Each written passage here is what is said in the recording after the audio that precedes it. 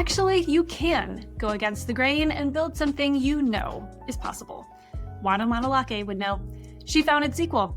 Investors told her that she didn't have a chance against some of the industry giants, and marketers, well, they absolutely loved her idea.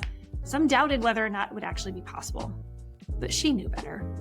Oana built Sequel from her own lived experience as a marketer, seeing firsthand how video marketing was really broken. And so instead of following the crowd, she redefined how companies connect with their audiences. Today, Sequel is growing 3x year over year with, get this, zero churn. Zero churn among business customers. Insane. This episode is a must listen, must watch for any founder, any leader who's ever questioned whether their vision is too different. Because sometimes the best ideas are the ones no one else sees just yet. I'm Lindsay Chepkema, and this is Actually I Can. Hi, Oana. Hi, Lindsay. How are you today? I'm glad that you're here. I'm good. Sunny day in San Francisco, so it's a good Monday. Thank you so much for having me on the show. Yes, and we're recording this kind of in the doldrums of winter, and so the fact that it's a beautiful sunny day in San Francisco is making me a little bit jealous over here in New England. But maybe once the time this goes live, everyone will be in sunny weather. One can hope. So, well, I'm excited that you're here. We got introduced. I don't even know exactly when we got introduced, but we were both female founders in and around kind of the video MarTech space. And ever since then, I've really admired what you're doing and what you're building and how you're building it and how authentically you're leading. And so it's a real treat to have you here today. I'm so glad to be here. And I loved your journey as well. And I think we met in New York at an Ascend conference or something like that. But I've been following your journey as well. So I'm excited to chat about all things. Yes, I'm excited too. And so you are the co-founder and CEO of Sequel. So tell us a little bit, give us a little rundown of what Sequel does, and then we can dig into some of the moments that led up to it. Yeah. So you know how if you're hosting a webinar or if you're doing any kind of video strategy, you usually push people to apps like Zoom and On24 and all of those. You push them away from your website. Well, Sequel solves that. It allows organizations to host all of their webinars and the entire video strategy right where their audience should be, directly in their own website in front of their content and call to action so that they truly understand their audience. And, you know, we work with companies of all sizes, startups. Obviously, my heart is in startups, all the way to like Fortune 500, like 6 Sense and Carta and so many others. Yeah. And I have loved that since we first met because, I mean, owned media became a buzzword, but I think over the last couple of years, as it should be because it deserves it, but it's been a thing. It's been a very important thing in marketing for decades. I mean, owning your audience experience, inviting them into your space, inviting them to stay there is something that's really, really important. And as video has become more of a centerpiece of marketing and actually like how we experience each other professionally, you're right. So much of it has pushed people away from an owned experience and like into these Zoom spaces that we're all just kind of okay with handing over. And so I'm just really glad that you're doing what you're doing. And how long has Sequel existed? So we started officially in about 2021. So we started building in 2019, 2020. We went through Techstars. We made Comcast our very first enterprise customer, which was amazing because we learned so much. No big deal. Just Comcast is your first enterprise customer. It was a great team to work with. And then we raised our seed in 2021. And that's truly when we started going to market a little bit. But there was a crazy time, right, in 2021. Hopin was like a very hot and they built like this platform where you would host big events 4 days. But I've been in marketing for about 10 years now. And I knew that after the pandemic, people won't want to be in front of their laptop watching like 4 different stages. So we didn't want to build a platform that was for big conferences with virtual booths because I knew that people would want to go back to like hugging themselves at the conference, shaking hands, having dinner, right? What I truly believed in was more the desire of companies to connect with a global audience in front of their content, in like an owned content, exactly like you mentioned. Because social media platforms are very unreliable nowadays. We see what the craziness is happening with X, and LinkedIn is changing their Seriously. algorithm every other day. And third-party cookies are going away, or they're changing privacy laws. And really, the only part that you can control, track, convert is your website. And it was so frustrating that you could put everything on your website, but the one time where your audience is the most engaged during webinars and videos. Mhm. So I wanted to stay very true to our kind of core value. And that paid off as we raised our seed and we stayed very focused on building this with our customers. Now we've been growing quite nicely. We grew about 120% last year. Most likely we're going to triple this year. It's mostly driven by obviously product innovation. We keep on investing in our product, but also companies really understanding the importance of owned media and understanding the importance of data that they're collecting, like first party data that they can use for sales, they can use to understanding their audience. So it's been a bit of a roller coaster, I have to say, building a video company in the midst of pandemic and work changes has taken some kind of belief in our kind of core product. Yeah, because on one hand, it's the very best time because no one anymore is questioning the value.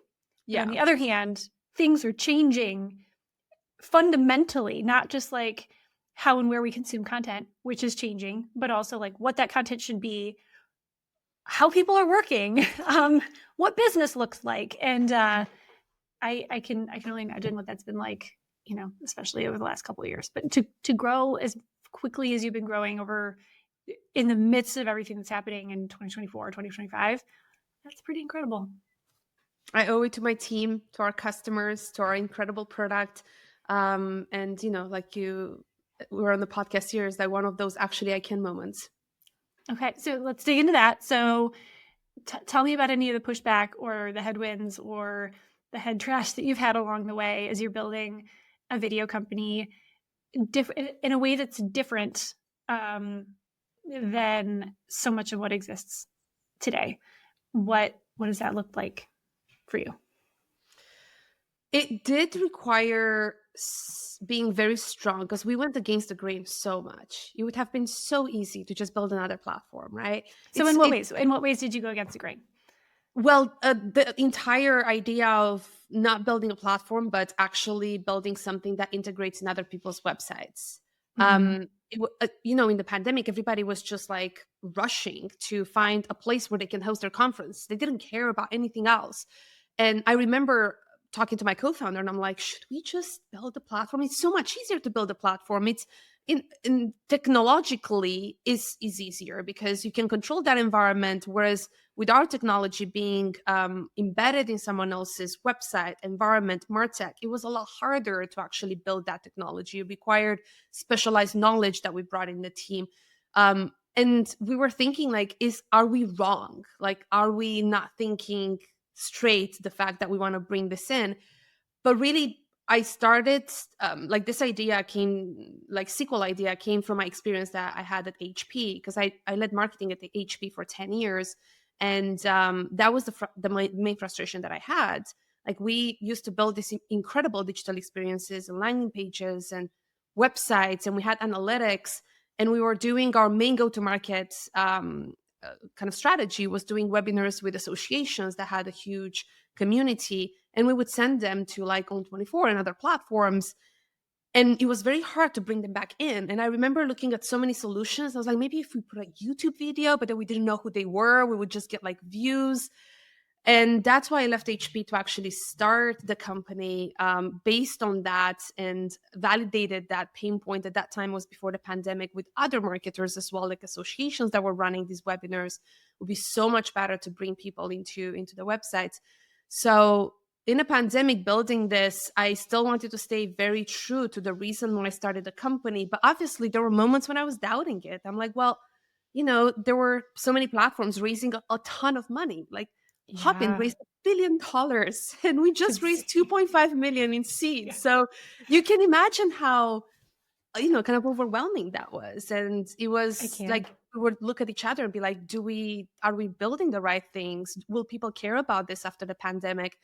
But I really wanted to stay the course because I truly believed in that future of companies wanting to engage not one time a year at their big conference, but wanting to engage on a weekly basis, even daily basis with their customers, with their global audiences.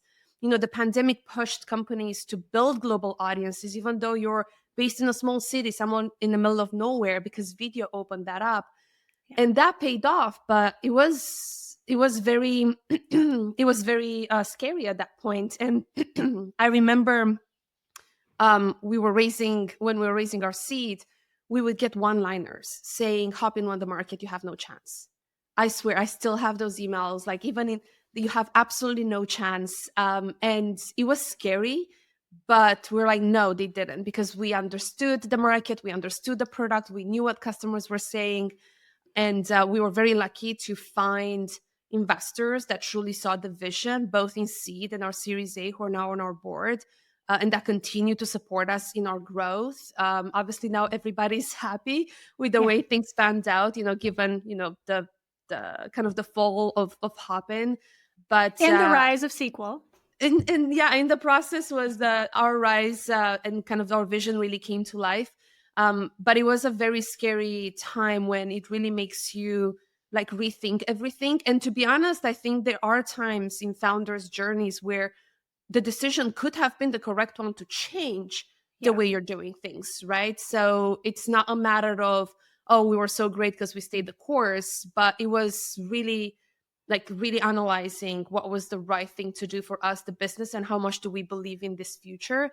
And it was an interesting moment to go through that. Yeah. And I remember this now, that how similar our stories are. Same. We started about the casted. We started about the same time that you started SQL. We were fundraising around the same time.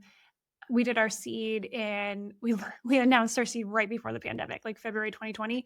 But then we were raising our Series A in 2021, and same kind of thing. I left my role at an enterprise company to go be the change I wish to see. You did too, and I love that you were talking about how you found the right founders and the right board members and people who saw your vision and supported it, because we faced a lot of the same things where, for me, it was like, B2B podcasting is never going to be a thing. Like that's not, how many times I was told that's never, why would anyone listen to a podcast put on by a business? That's not, like, looking at me like I was insane. And here we are now. Yeah. And so I guess my question to you is, as a founder, especially as a female founder, like going out and casting this vision and sharing your conviction and sharing something that you know in your core to be true with people who, more often than not only don't get it, don't see it, but like actively oppose it and could derail you altogether. Like you said, it would be a lot easier to just say, gosh, we could get that funding if we just did X, if we just, did something that's more expected. But it's the unexpected that actually gets you someplace special. So tell me what that looked like as you were raising funds and, trying to generate, like, kind of build momentum around your vision. Well, as you know, to start with that, there's almost no or very few females in video to start with. Yeah. So when I was fundraising and I was going out and talking about the company, I was literally kind of the only woman asking for money to build a video platform, because even right now, all the other players, have a certain profile, and I was not fitting that profile. So I think it took by surprise a lot of investors and a lot of people in the industry as well. I think that my background in marketing has helped a lot, because I truly know everything what a marketer goes through and why we're building what we're building. I didn't build SQL because it felt cool to be in video. Right. Or actually, I never thought that I would build a video company to start with. It wasn't my dream to build a video company. I did it because I've been a marketer for so long and I truly understand what they're going through. I've been in their shoes from everything from practitioner all the way to leading a team when I was at HP. So it's like the passion that I have for marketers, that sometimes it's even bigger than the passion that I have for what we're building. And that's probably what makes us kind of so successful in that sense.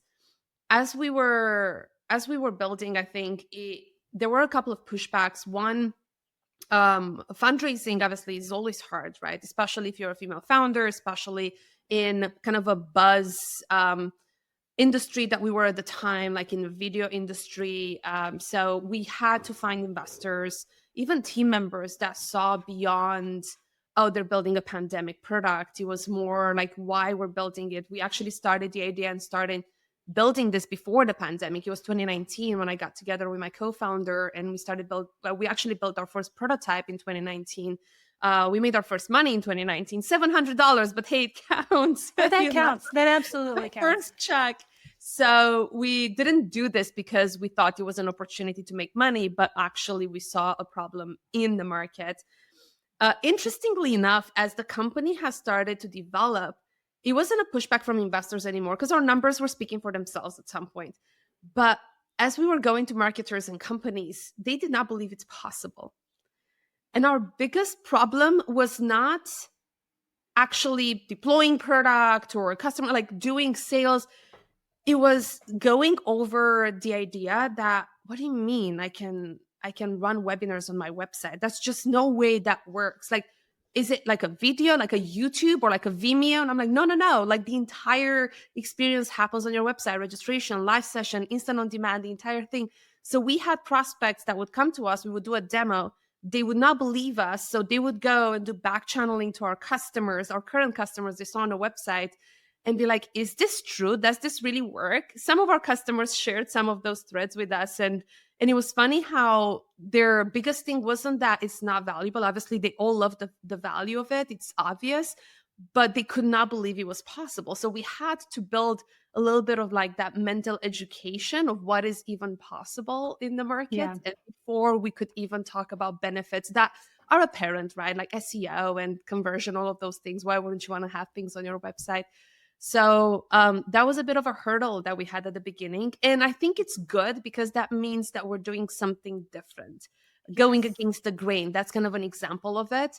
But I have to say, especially for us in the sales team, it was another step that we had to go through in kind of selling SQL.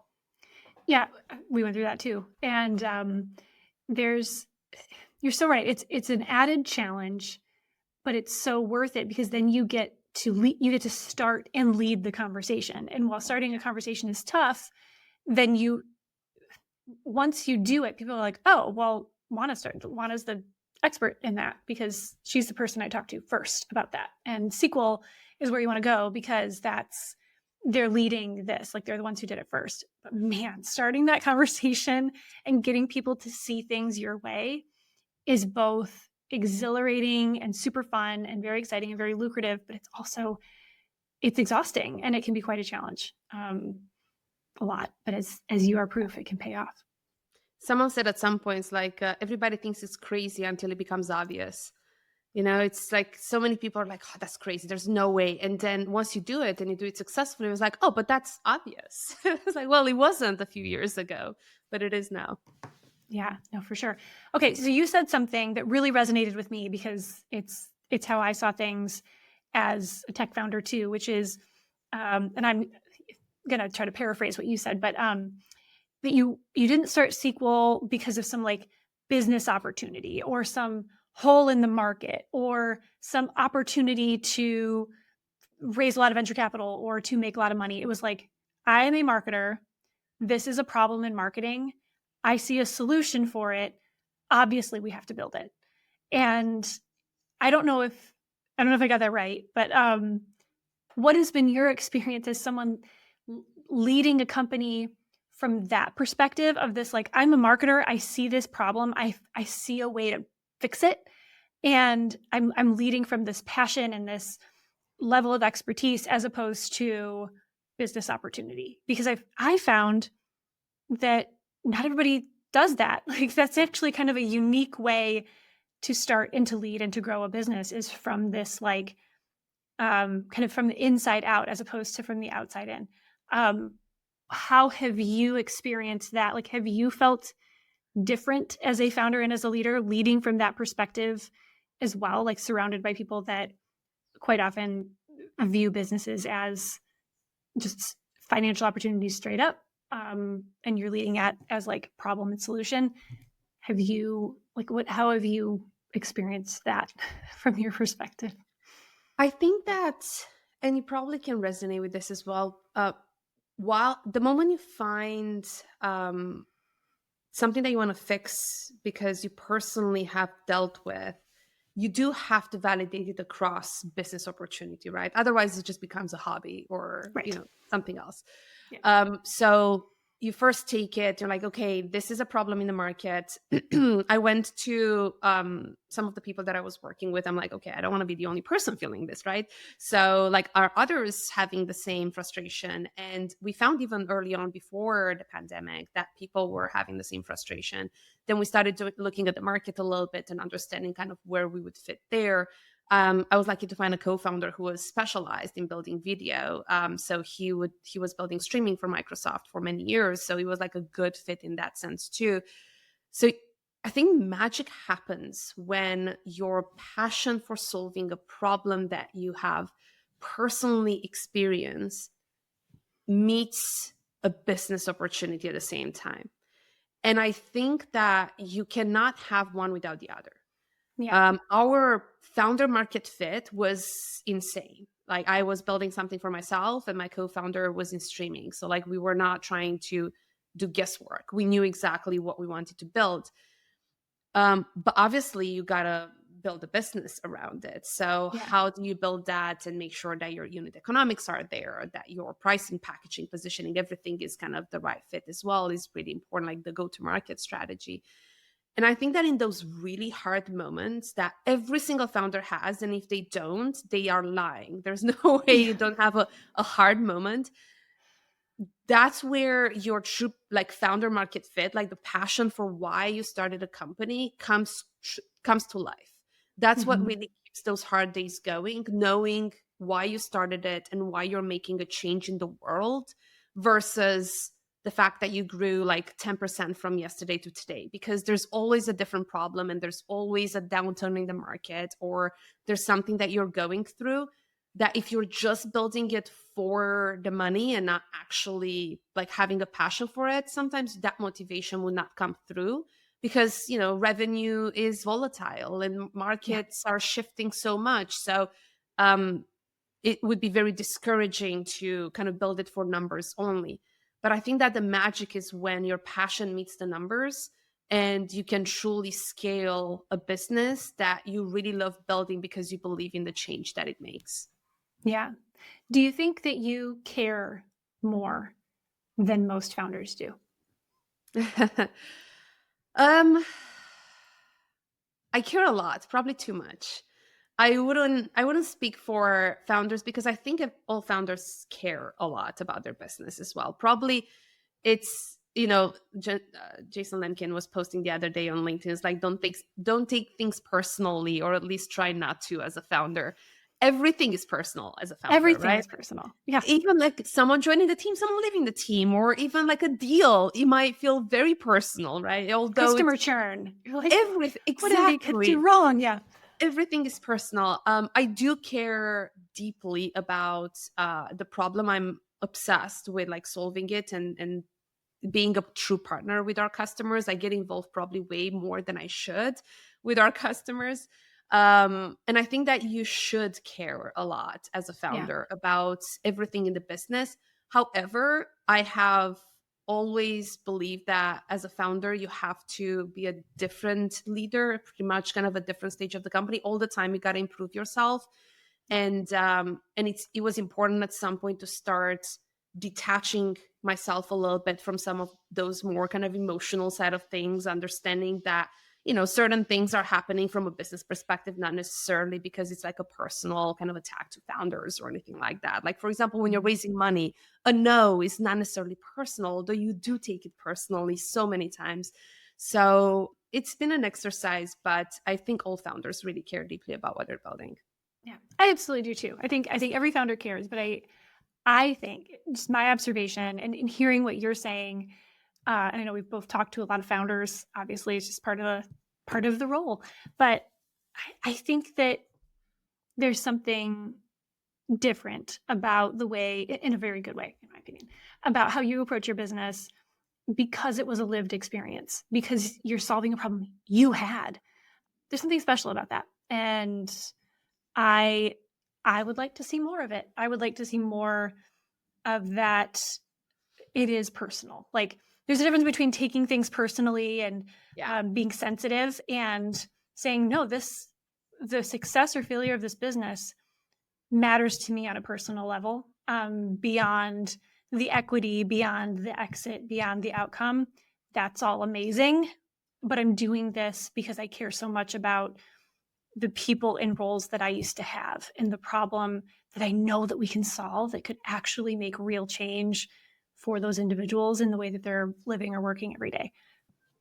I think there's something special about that. And I think that, I mean, that's one of the reasons that I like you and how you're leading SQL, is because it's when a founder is leading from that place, you can feel it. I think that you can see it. And it also makes our product better because we truly partner with our customers. Like, we do really deep focus groups and interviews with our customers, understanding how they're using our product, how do we solve things better. Funny story, when AI became a thing, my engineers out of the sudden had time to build AI. When you want that feature tomorrow, it's like not possible, but like out of the sudden.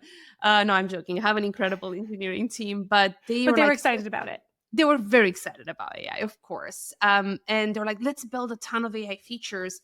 And I'm like, no, let's stop. So I put a stop to it. I took a whiteboard and I'm like, let's go back to customers' pain points. Like, what are they feeling? What are their kind of frustrations? Where can we do to fix? And then we'll have a look at how AI can apply to that versus building AI so that we are part of like this vibe. And that actually paid off so much because we went back to our customers and we asked the majority of our customers some of the things that they were doing, and the friction in the way data automation was kind of connected with their Marketo and like Salesforce and all the others, all types of things that they were trying to do with webinars and building their video strategies. And we made a list of a lot of these pain points that they were having at that time and figured out where can we apply AI to it so that we can truly make a difference in there. And that's where I feel like it mattered, the fact that I care so much about kind of fixing a problem for our customers rather than just like ticking the AI box. And our customers are making our product so much better, and they are the ones that truly gave the direction of where we wanted to go with SQL. And that's why we have 0% churn for our business customers, which Wait, I know that sounds again? crazy. 0% churn with our business customers. That's amazing, Juana. That's incredible. It's just like our customers not just enjoy using SQL, they truly love it and grow with it as well. And because we listen to them and we build specifically for what they need. So when we talk a little bit about, kind of how much the care is going into it, it's not just about, oh, we care about the business, I care about SQL, but I think we care so much about this market that really pushes our product innovation as well as truly building a solution for our customers. Man, congratulations. That's awesome. Okay, so it's that right there. You're right. It's not, hey, I care so much about this business that it's not looking inward. It's like, it's not, I care so much about this thing that I did and this vision that I had and this thing that we're building and this company that we have. It's like, I care so much about our customers and the difference that we make and this opportunity that we have and this vision to lead real meaningful change and to make real meaningful impact, that it's going to drive and dictate the decisions that you make and the ability to slow down, to speed up, and to make good decisions that serve your customers, not that just tick a box or are especially appealing to investors, or that, like, you're making decisions from a different place, which is not always easy. And I'm curious what kind of, if you got any pushback when you were like, hang on, we're not going to do AIs for AI's sake. We're going to do it in a way that really serves our customers. Was everybody already on board? Like, okay, that's cool. Or did you reach any like, no, Alana, we've got to go faster. We need to get on the AI bandwagon. Did you face any pushback in your like, let's slow down a minute? From a board perspective, you mean? Yeah. Investors, I suppose. Yeah. Yeah.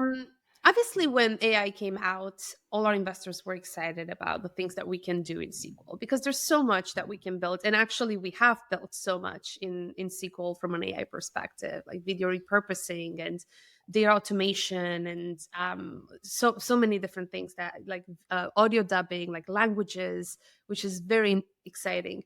Um, but I think our investors truly believe in the way we build product. Andre, our CTO, is a very good leader for the product, for technology. He has a really good vision on like how it should be built. We have zero technical debt because we built it so well from the beginning. We built our own infrastructure as well. So everything we've done well so that we don't have to come to a place where things are failing, right? And you spend like 3 months building something to tick a box and then you're actually late on the features that matter. It's not like we took a lot of time. We obviously, all of these things, kind of putting all the pain points and stuff on a board takes a week, and then you'll realize what you actually want to prioritize and build. Yeah. But there was obviously some pressure to build AI faster.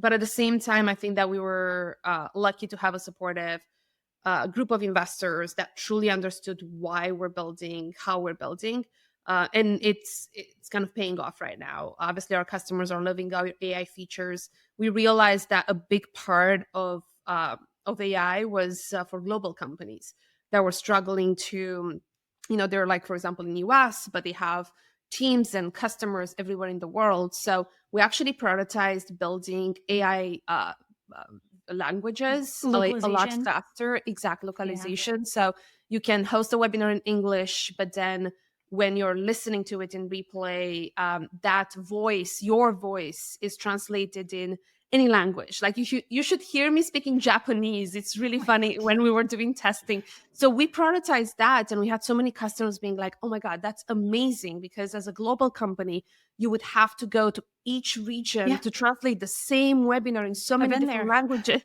Yes. It's hard. So this, just like with the push of a button, actually solve their problem, and they can scale so much faster. Do it once, and then it resonates with so many people around the globe.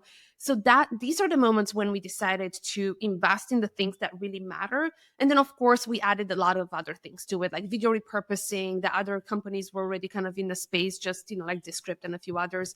But I think that we did it very thoughtfully, that right now we can see an impact on our business, on our customers' growth as well. That's so cool. Yeah, goodness. Localization, many past lives for me, we would spend many tens of thousands of dollars to localize things. And the fact that you can just do it, just like, boop, that's Yeah. it's a good use of AI. So, okay, in summary, some of what I've heard as far as actually I can is like, actually, you can build a company from a place of care and passion and of understanding and obsession with the customer and the customer's situation, the customer's problem. Actually, you can go against the grain and build something that is not what everybody else seems to be doing and do it the way that you know in your heart and through talking to your customers is the right path forward, even when people don't always understand it. And actually, you can slow down to speed up with things like AI. So, what else would you add about any actually I can moments that you've navigated as a founder? As a founder, I think every single day you have an actually I can moment. you know, every single day there's something where either people don't believe in, they're like, no way you can triple, or like, no way you can do this year, or yourself. Yeah. Sometimes you're thinking at a problem and you're like, can I even do this? And then you take a deep breath and you're like, actually, yeah, I can. And it could be something small, like a good hire to, or like winning a deal, all the way to the way you're thinking about building the company and scaling it. Yeah. We want to triple this year, and we're very much on that path. And I have to say, at the beginning of the year, I was like, could we do this? The team was very much, yes, absolutely. But internally, you keep thinking like, is this something that is the kind of the right move? But every day there's an actually I can moment for every founder out there. And what makes great founders is just knowing that they can do it, Yeah, or being a great. tiny bit irrational, I think. Because I if think you're you not have to naive be. and irrational, it's hard to build, just jump ship and build a company and raise money and just go completely against what everyone else is telling you. It's when your version of rational is completely different than everybody else's version of rational. I think you have to Indeed. have that certain level of crazy to do this thing. So, Yeah. well, Juana, thank you so much for being here, for sharing so much of your story and a little bit behind the scenes of this, I think, really incredible company and product and solution that you're creating. And I feel like you're just getting started. So thanks for being here. Thank you for having me, and thank you for being, in the forefront of the change, especially as a woman in tech. We got this. Yeah. This. All right. Thanks, Juana. Thanks for joining me for another episode of Actually, I Can. And did you know that actually you can subscribe so that you never miss an episode? Yeah, do it now. And you can also go to actuallyican.show and watch any episode anytime. Thanks for joining.